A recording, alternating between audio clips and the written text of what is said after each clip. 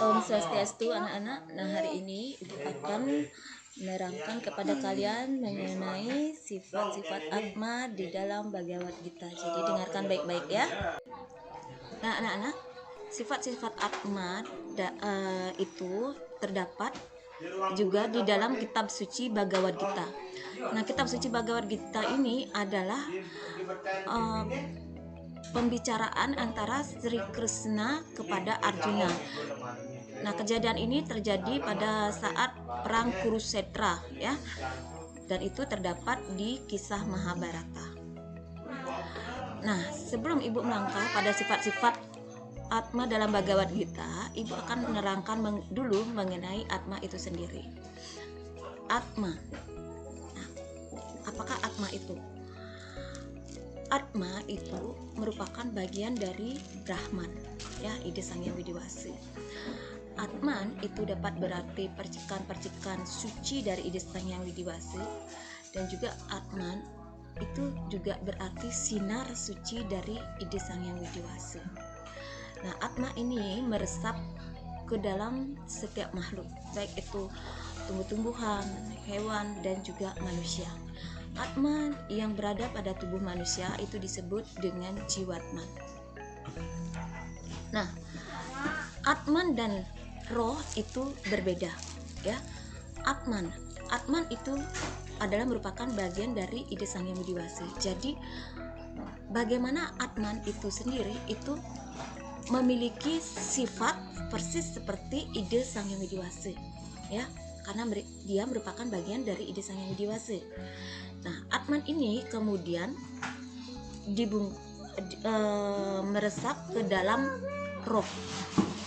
Nah, jadi roh itu dia sudah diliputi oleh avidya, oleh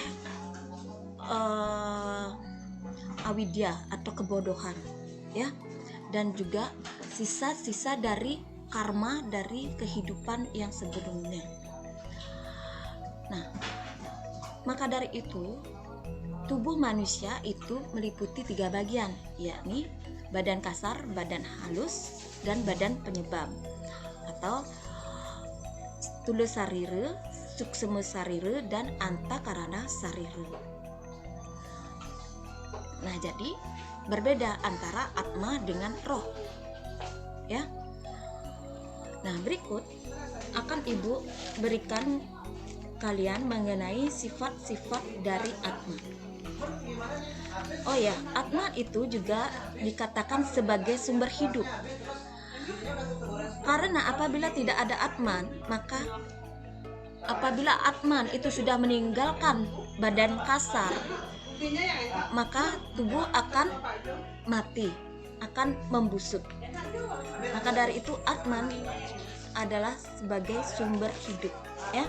Nah, berikut Ibu akan menerangkan kepada kalian mengenai sifat-sifat Atman menurut Bhagavad Gita, yakni Acedya yang artinya tidak terlukai senjata, Adahya yang artinya tidak terbakar oleh api, Akledya itu tidak terkeringkan oleh angin, Acesya itu artinya tidak terbasahkan oleh air, Nitya artinya abadi, Sarwagata itu artinya ada di mana-mana, Satanu itu tidak berpindah-pindah, Acala itu tidak bergerak, Awyakta itu tidak dilahirkan, Acintya tidak terpikirkan, Awikara tidak berubah, Sanatana itu selalu sama dan kekal.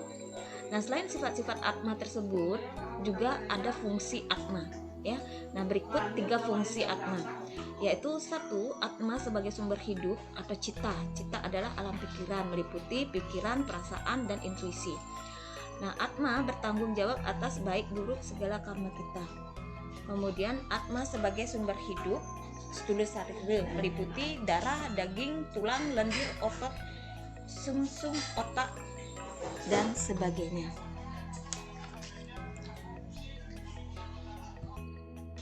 Nah, demikian tadi penjelasan Ibu mengenai sifat-sifat Atma dalam Bhagavad Gita.